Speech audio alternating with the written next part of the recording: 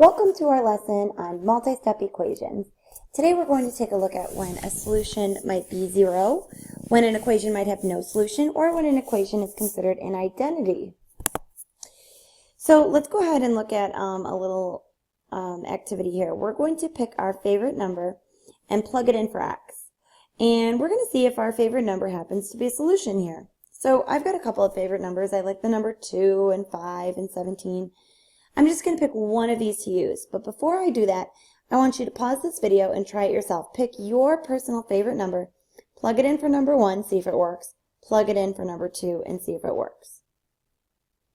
Okay, for the first problem, you're probably not surprised to find that your favorite number didn't work. What would the odds of that be, that you happen to pick the number that was equal to x, right? But let's go ahead and try it just anyways. So I'm going to pick the number 2 because it's a simple number to use.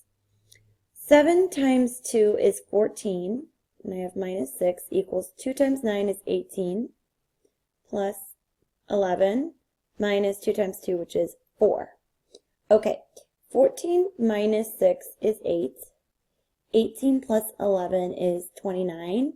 Minus 4 is 25. Now we know that 8 is not equal to 25. So not surprisingly, 2 was not the answer here. It was not the solution. And I know it wasn't because both of the sides did not turn out equal. Now let's try this activity again though. Let's try it for the second question. I'm going to use my same number, 2. So 12 minus 4 times 2, which is 8. And then since this is parentheses and it's more complicated, I'm just going to go ahead and plug it in there. Okay, 12 minus 8 is 4. 4 times 3 minus 2, which is 1. And in fact, 2 did work here. Now, you might be thinking to yourself, well, that's a coincidence, or maybe Mrs. Hogan knew the answer. And so I'll try another number with you just to prove to you that this is almost a little bit magical. It's going to turn out to be the right number again. I'm going to pick the number 5. So we'll start up here. 12 minus 4 times 5 is 20. Should be equal to 4 times the quantity, 3 minus 5. So I'm using 5 for W this time. 12 minus 20 is negative 8 equals 4 times negative 2. So I've got negative 8 equals negative 8. And I find out again that my other favorite number happens to work.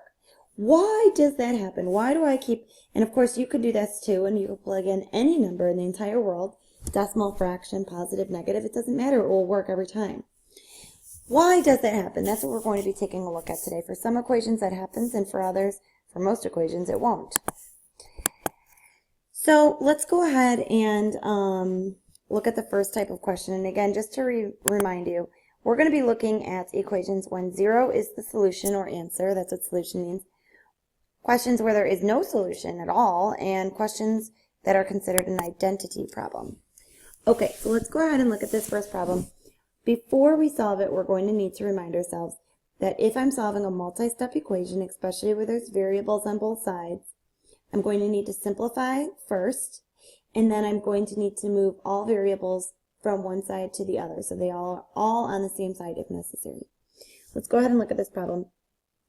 I see these two variables are like terms, so 1/2 x equals 3 1/3 x. Okay, my next step, 1/2 x equals 3 times 3 is 9 plus 1 is 10 thirds x. And now I need to get all of my variables onto one side or the other. Like we learned in the last lesson, I personally like to subtract or take away the lower of the two numbers, so the 1/2 in this case, 1/2 x. 1/2 x minus 1/2 x is 0. And then I'm going to have to make these into common denominators. So 26x minus, sorry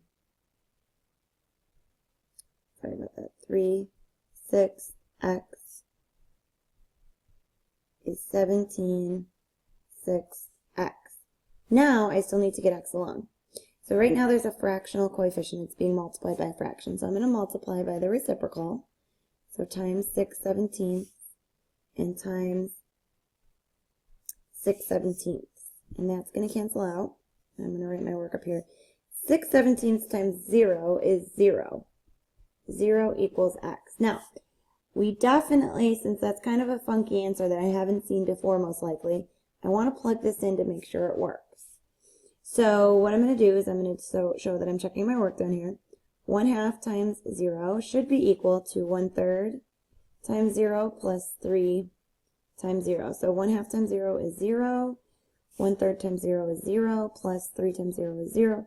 0 is equivalent to 0. So I know that I got the right answer. My answer here actually is 0. That's the only thing that will make the equation true or correct. Okay, on to the next question. And I do want you to write this question out. So go ahead and press pause if you need to. I want you to write this out. When is the solution to a multi-step equation 0? And the reason I want you to write this out is because we're going to be going through all 3 different types of equations, and it's going to be helpful to have a little explanation in your notes. So how do you know when a multi-step equation is going to have the solution or the answer of 0? And if you look back at the last problem, we had x's on both sides, and we didn't actually have any numbers. So that's kind of the answer here. It's when something x equals something x. So 10x equals 4x, or negative 2x equals 1/2 x. And there's no constants. There's no regular numbers at all. So here's an example. If I say 3x equals 5x, the answer has to be 0 because there's not anything else I'm going to be able to multiply both of these numbers by and have the same outcome on both sides. All right. There is another type of new question that we're going to be going through. And this new type of problem is called a no solution problem. A no solution problem is when there is an equation that has no, an equation has no solution if no if no value of the variable makes the equation true. So in other words, if there is literally no answer in the entire world, I can't plug in any number at all to make it correct, to make it true, then we're going to say the words no solution as our answer. So let's go ahead and look at this problem down here. Now the very first thing I'm going to do, like I always do, is simplify. If there's 3 terms on one of the sides, I need to simplify it so that we can combine the like terms. So I'm going to have 6m minus 5 equals 7m minus m, or 7m plus negative m, which would be 6m, and then I still have my plus 7. Okay, now, I always need to gather the variables on the same side first, and this is going to be especially important now that we're doing special types of equations, like no solution and identity. So I need to move one of the 6m's. Now 6m and 6m, those are the same number, so it doesn't really matter which one I move. I'm going to just go ahead and subtract off 6m to cancel it from this side. And if I do it to the left side, I have to do it to the right side. 6m minus 6m is also 0 over there. So now on my left-hand side, the only thing I'm left with is a negative 5. And on the right-hand side, the only thing I'm left with is 7. Now, negative 5 is never the same thing as 7. They're never equal. So the first thing you need to do is slash that out. And the next thing that you would write is no solution, which again means there is not a single number in the entire world that would make this equation true. There's nothing that I can do for m, to put in the place of m, where I would get the same answer on this side. So it's called a no solution. The other symbol you might see sometimes is a 0 with a slash through it. That also means no solution. Okay, let's go ahead and look at another example of this. At first glance, we kind of just think this might be a normal multi-step equation with variables on both sides. So we're going to follow our normal process, which is to simplify. So 9 minus 6x equals 3 times 2 is 6 minus 3 times 2x is 6x. Now again, no matter what, my very first step needs to be gathering the variables onto both sides. So I'm going to add 6x over here because that'll cancel out the 6x's on that side. And then I'm going to add 6x over here. And I'm left with 9 equals, and then this is negative 6x, positive 6x, that also cancels out. So 9 equals 6. Now there is never a situation in the world where 9 is equal to 6. So again, that is no solution. There is not a number that will work. I'm not going to get like x equals 5 or x equals negative 2. In this case, there is not really a way to get an answer that is going to be correct. So it's called no solution.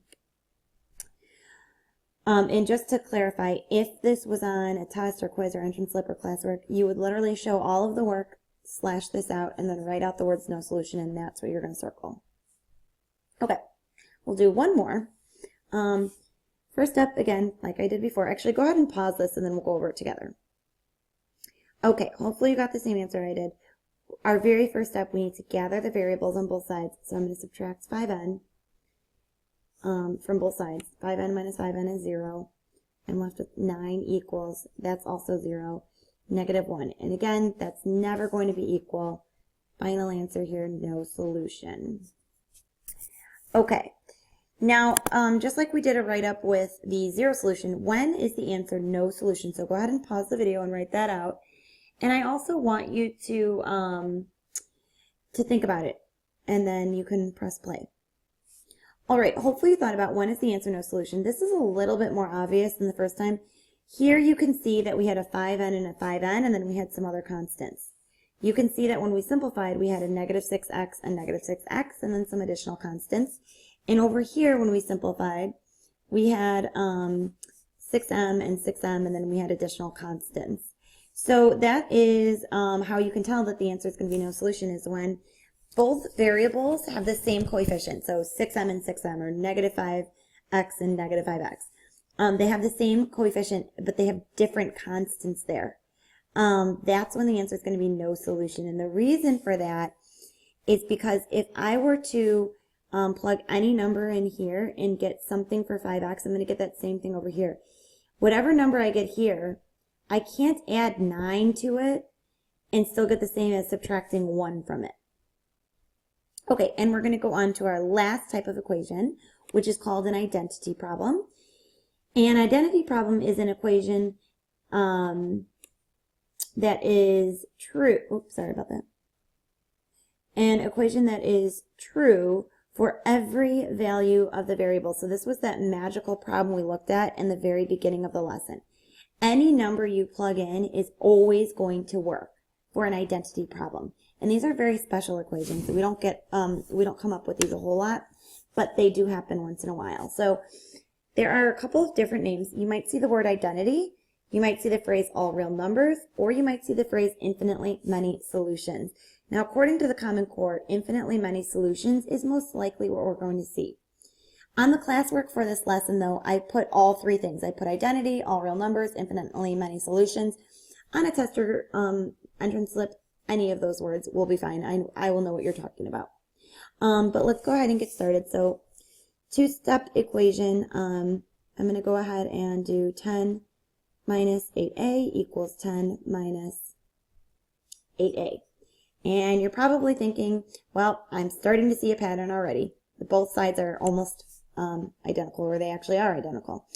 But my very first step, no matter what, I have to gather my variables onto the same side. So I'm going to add 8a to cancel it over here. I have to do it to both sides, and it actually cancels over there as well.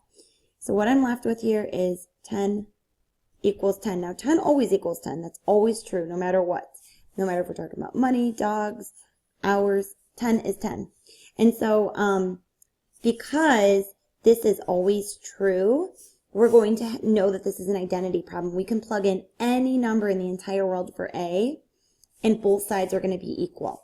So I'm going to write the answer as infinitely many solutions. But again, on the classwork tomorrow, you'll see all three of these names. You'll see identity, all real numbers, and infinitely many solutions. You can choose which one you would like to do. Okay, let's try one more problem like this. So, again, first thing I'm going to do is simplify, and I get negative 8 plus 3.2n equals 3.2n minus 8. And again, we have very, very, very similar equations. I'm going to subtract 3.2n from both sides because I need to gather all of my variables. But when I do that, it turns out that these are going to cancel out. So I'm left with negative 8 equals negative 8, which is always true. So we're going to say infinitely many solutions, which again means any number you plug in for x will always work, just like in our beginning problem today. Okay, and the last part I want you to think about is when is a solution an identity? The answer for that is when both sides of the equation are exactly the same. So thank you for watching and have a great night.